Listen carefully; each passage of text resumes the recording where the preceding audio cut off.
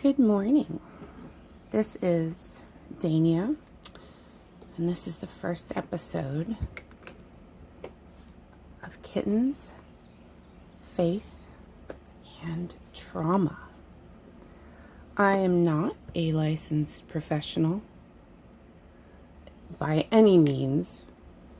And so if you feel like you are in any danger or you are afraid you're going to self-harm, harm others, please call 911. That's first and foremost. And I know that probably sounds really scary to call 911, but it really is just your brain malfunctioning on you. That's it. And it's really so that you can take care of yourself. I've had to do it a couple of times. And they transferred me to suicide prevention hotline where I talked to somebody. And though it wasn't 100% helpful, but the person that I spoke with talked me off a ledge, which was helpful. It was years ago. I was feeling alone and I didn't feel like I had a good support system. But now I do. I have a great therapist and a great nurse practitioner who are both invested in me. So sometimes it just takes a little while. And though I'm not a healthcare professional, I want you to know that that's important. That's my full disclaimer before we start talking about anything. And anything I talk about, this channel, it was just born today as I'm sitting here. The origin of this is I was sitting journaling. I was like, I don't know what to do. I don't know what to do with myself. I'm currently not working. I'm sort of trying to find a job. While wrestling with my own mental health and my faith. And I just want to talk about that, and I want to talk about kittens, and I want to tell stories that maybe you'll enjoy, maybe you'll relate to. I don't know what stories I'm going to tell, but I will tell you, if you were a child of the 80s, you had a retractable pencil. Is it retractable? I don't know. But this one is absolutely from the 80s. I ordered it off of eBay or Amazon, I think. And, let's see if the cap will come off. Yeah, it will. We used to pretend and think that this could erase stuff, but it's just plastic. And so when your nib is short, then you just feed it into the back. And these pencils came in all different, scents, flavors, whatever. It says fruit fragrance, but this one was definitely grape and by far my favorite. I don't know why I'm representing purple today, because I'm not particularly fond of purple, but there we are. Anyway, so I had these pencils that I'm sure I begged my mom, can you please buy me these fruit scented pencils, please, from our local Five and Dime, maybe. Five and Dimes no longer exist, but they were a thing in the 70s and 80s when I was a tyke. Anyway, so these were a bit of a status symbol. And these little pencils brought me a lot of joy as a kid. They smelled great, and they were just a faithful friend, and I loved them. I wish this pencil still smelled like grape. Years ago, working for a bank in Virginia, at the corporate offices, I found these pencils, and I was like, oh, they don't smell. So I found a bunch of different scented erasers so that I could smell a grape-scented eraser while using this. Isn't that wonderful? People thought I was crazy, but I didn't care. because it brought me joy and it helped regulate my emotions as much as a grape-scented eraser could. But it brought me joy and it made me happy. So anyway, how are you today? Are you doing okay? Are you having a good day or a medium day or a meh kind of day? Well, I just want you to know that it's important to find out where you are and how you're feeling about things. That's one thing I feel like trauma survivors don't readily acknowledge because it wasn't something that was important growing up. How are you feeling? Where's your heart? If I could tell you right now, my heart's kind of beating fast because I'm nervous about this video. That's just kind of where I'm at right now. I don't know what I'm going to do. I don't know what this is going to become, but I hope it's something that brings you comfort. And if you have a relationship with the Almighty, that it would somehow make it a safe place for you to explore and talk to Him. But if you don't, that's okay. I think it's okay. Maybe other people wouldn't, but I do. I think as long as you're searching for something and you haven't stopped, I think that's important. Anyway, so here's some examples of some of the crafts I've been working on. This is a little heart. It's Danish paper heart called a juleherte. And this is craft paper, so it's pretty stiff, but I have been creating things like this. This is like a little, it's a little template to make, and I've been selling these on Etsy. I made 2 sales, really. One, a dear friend of mine bought a kit, and another kind woman in Georgia. But I 3D designed these. I designed these in Adobe Illustrator, and I make these out of paper, and I make these out of felt too, and they're really cute. And I put a lot of hard work into it, and I didn't sell any. It kind of made me feel like a failure, but I mean, I think I gave it my all, and it's okay to just try stuff, and if it doesn't work, just move on to the next thing. So anyway, these are a labor of love, and maybe next Christmas something will come up. And I didn't make this, but a dear friend of mine makes these little sand art bottles, and they're just so beautiful when you look at them and just kind of look around and see all the beautiful pinks and blues. I have another one right here, which I love. They're just very Christmassy and very beautiful, and my friend is very beautiful. She's an art teacher. And then here's something else I made. This is a little light box. My husband, I have a base that I use for this, and then we add some LED lights so that it shines little stars on ceilings, and they're different color lights. And this is like where these the little USB charger goes in, and this is for a little button where you can control the colors. And this was definitely a labor of love, and I use this in Tinkercad. I'm trying to cover up the name, but I don't think it matters. I don't think they're going to be upset. This was a throwaway because I didn't get the name.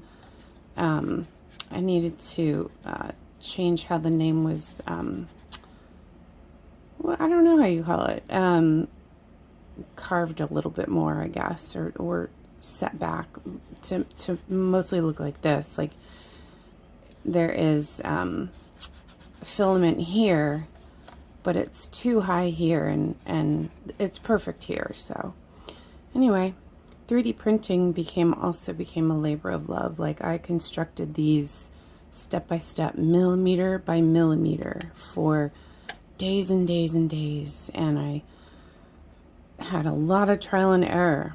Like I had to make sure the stars, the point was at the top versus a 180 where the point would be on the bottom, because it's really hard for 3D printers to print in midair. And we had a lot of fails, and it was really funny. I have a box of 3D print fails somewhere. Anyway, and these are just pretty little grommets that I have. So yeah, so it's been about 10 minutes of me talking. And I was just going to draw. I don't know what I'm going to draw. I'm not really good at drawing. But I think that if you want to draw too while we visit, I think you could. If you want to get a piece of paper out, you can just draw something. I really, like, I'm not very good at drawing. Actually, like, drawing stuff. Like, I'm better at abstract stuff.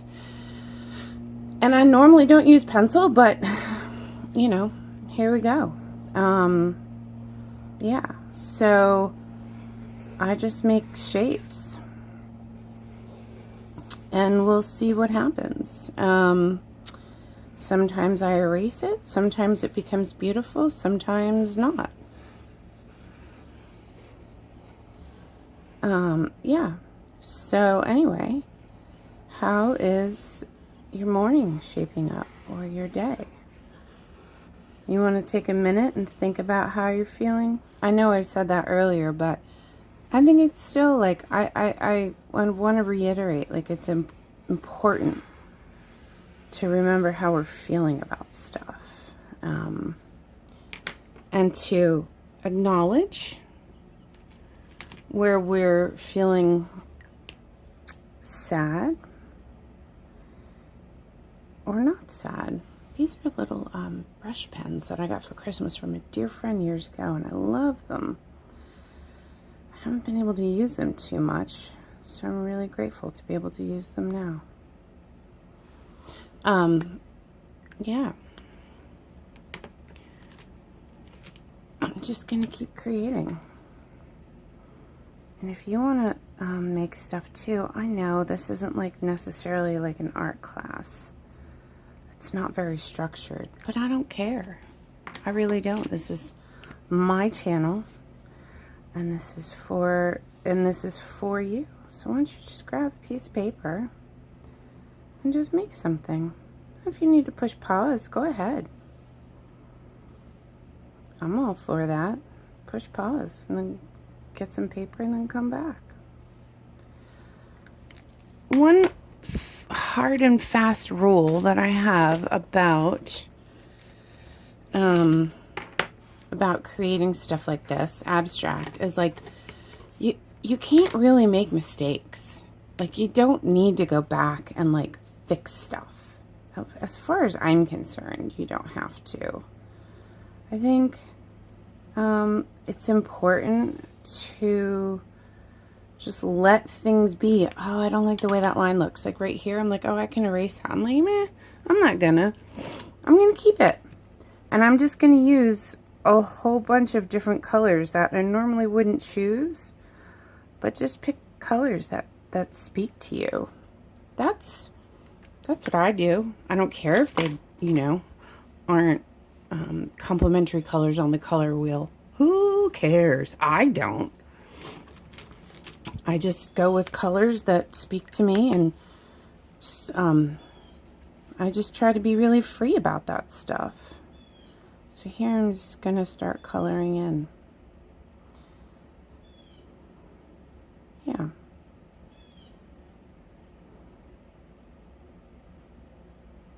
So you can color in stuff too. So I know that the topics of conversation, or the title of this, is Faith, Kittens, and Trauma. I have a little cat. My nephew named her. Her name is Slog, S-L-O-G. She has a lot of, I think she has post-traumatic stress disorder. And the reason why I say this is because there is other cat in our house. He's kind of a bully. He doesn't have any psychiatric conditions that I'm aware of, but Slog does. And when Slog sees him, she attacks herself. She hurts herself. She goes into self-harm. And you see her fighting with her tail. And it's really sad and really stressful. And she doesn't know how to regulate. And then she gets really mad when I go up to her and I try to comfort her. She hates it. She doesn't want comfort. And so I don't know how to help her. I don't know. I can't tell her, like, hey, it's time to regulate your emotions, little cat. But she's been doing this for years. And I thought, well, maybe we should put Ranger up for adoption or something like that. But Ranger is my husband's cat. And my husband loves his cat Ranger. So we try to put different hiding places around the house. And we also redirect our cat too.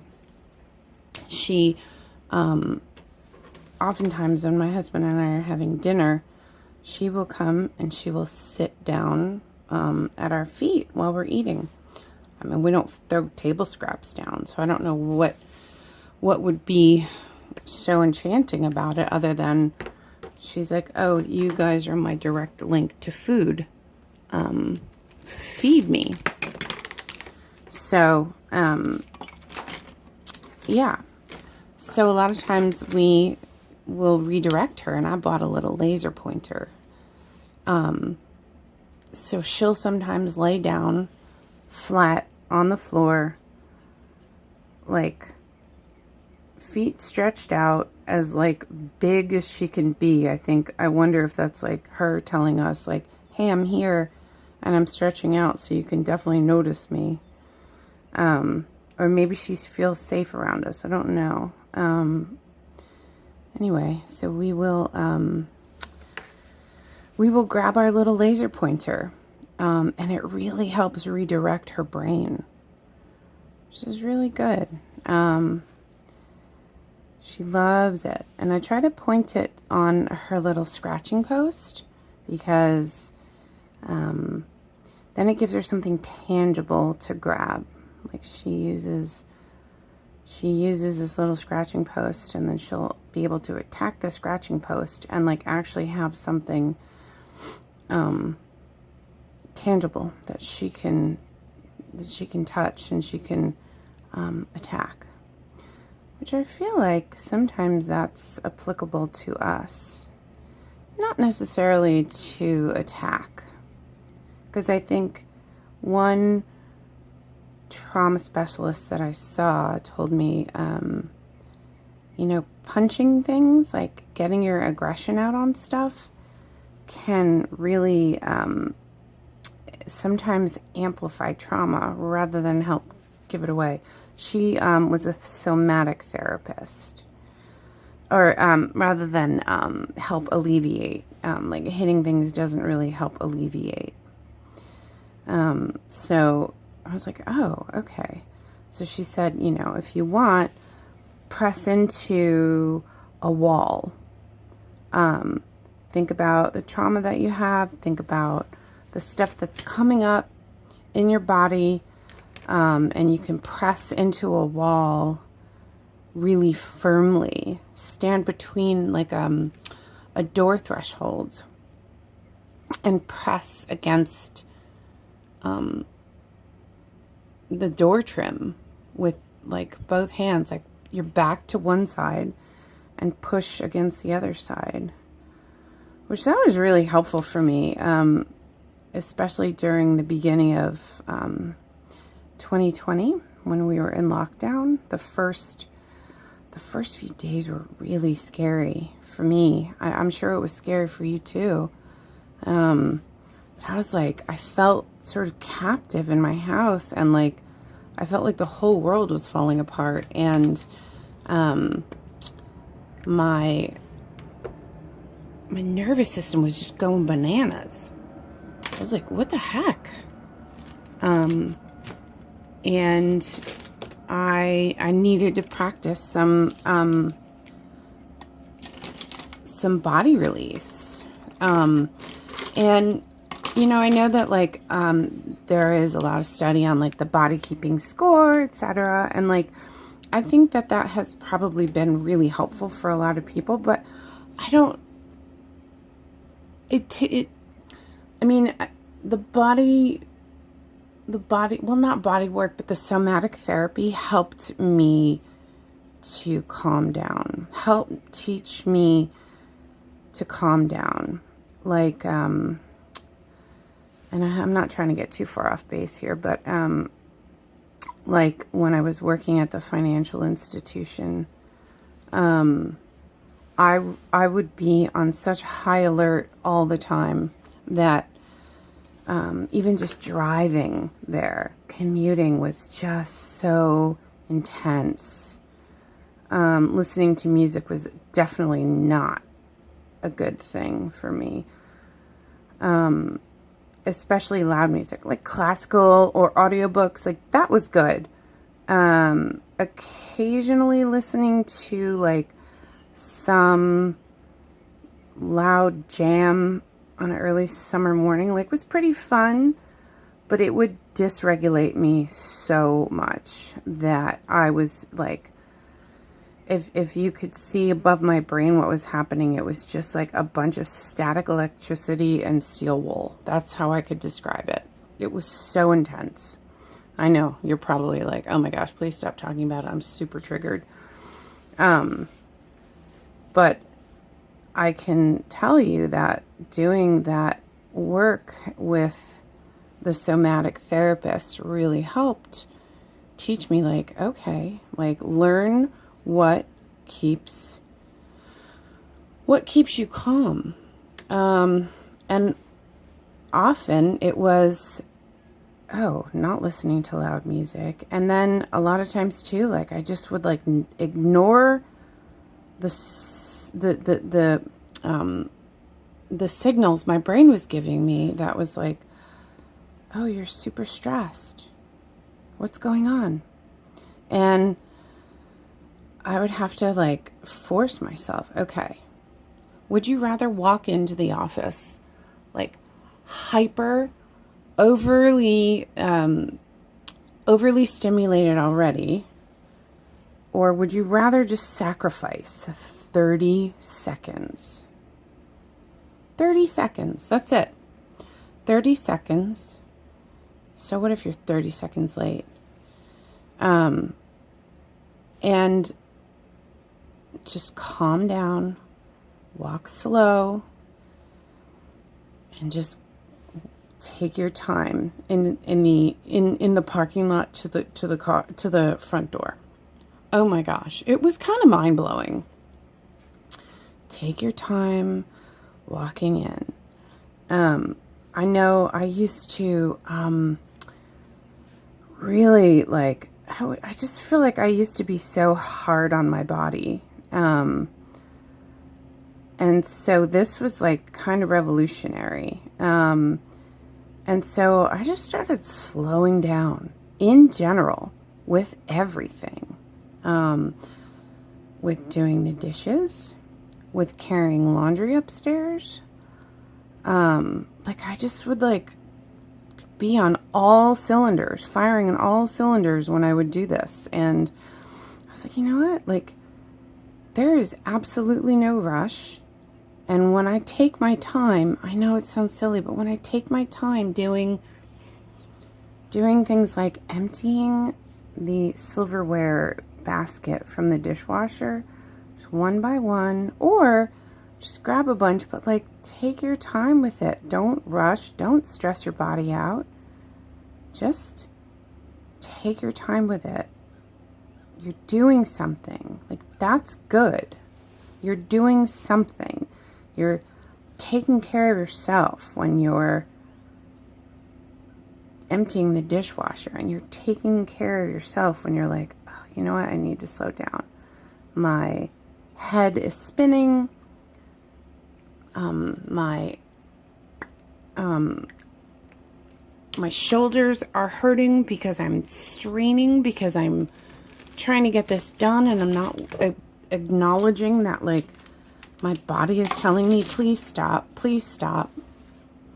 So that's been really, that was pretty revolutionary for me. I go slow, and I don't care if it annoys anybody. And sometimes walking into work, oh, this was the worst. Oh, looks like some little kids have been playing with this and drained it dry, maybe. That's okay. I'll find another one. What was I going to say? Yeah, walking into work,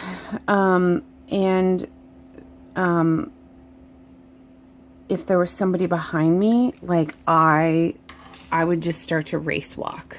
It would just stress me out that there was somebody behind me. Like, am I gonna go too slow? Am I going too fast? Like, it's really stressing me out. I don't know if any of you go through that. Like, do you stress out when that happens? I do.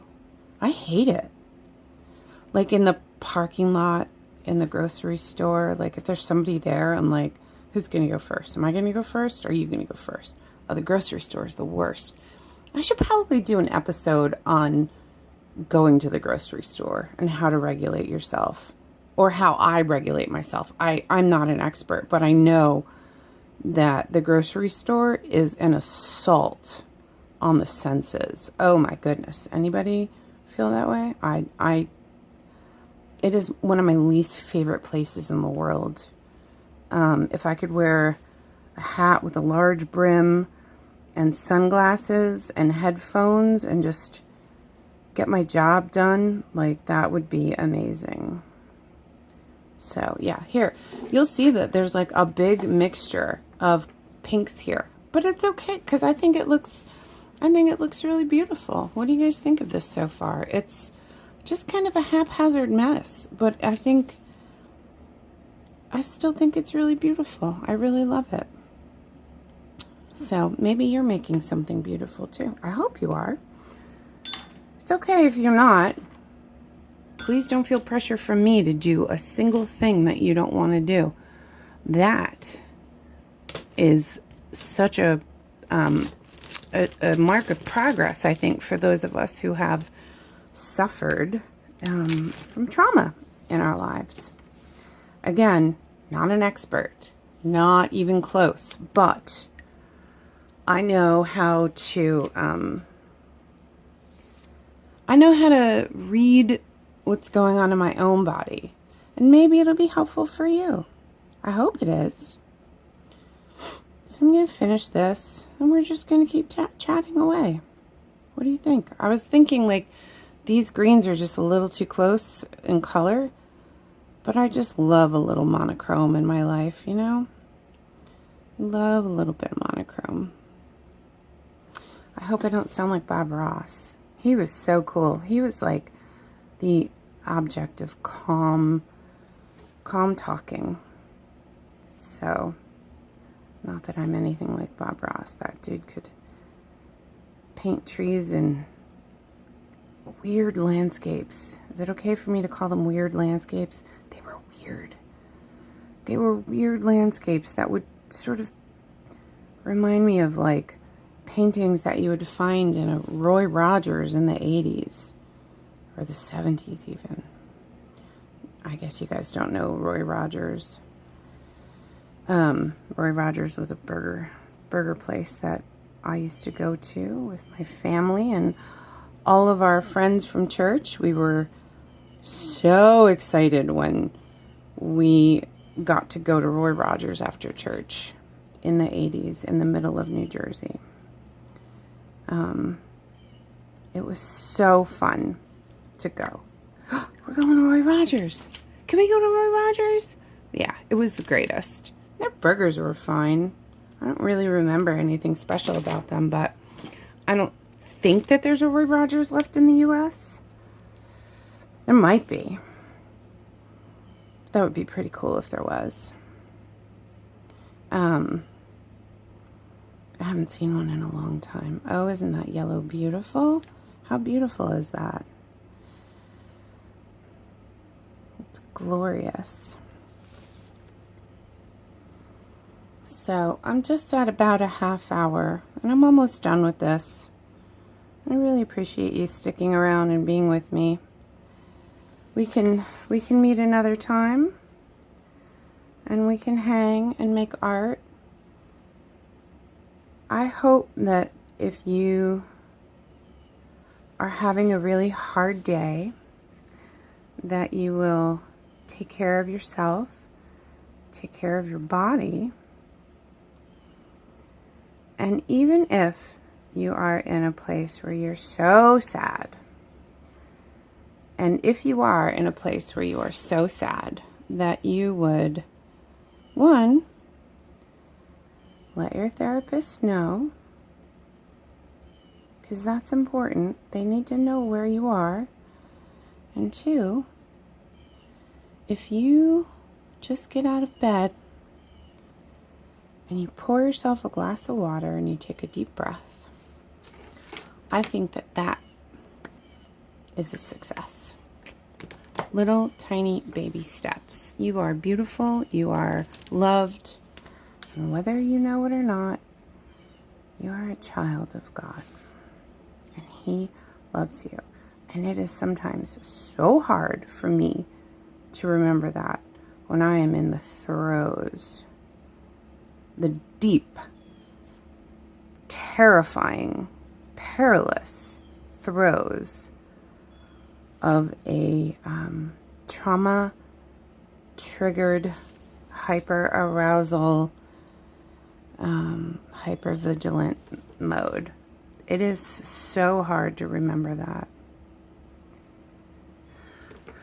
And again, not a mental health professional, but I'm a survivor, and I have a story, and so do you. Okay, so next time, maybe we'll do something cute, and maybe it'll be like a kitten or something, but this is Dania, and I hope you have a wonderful day.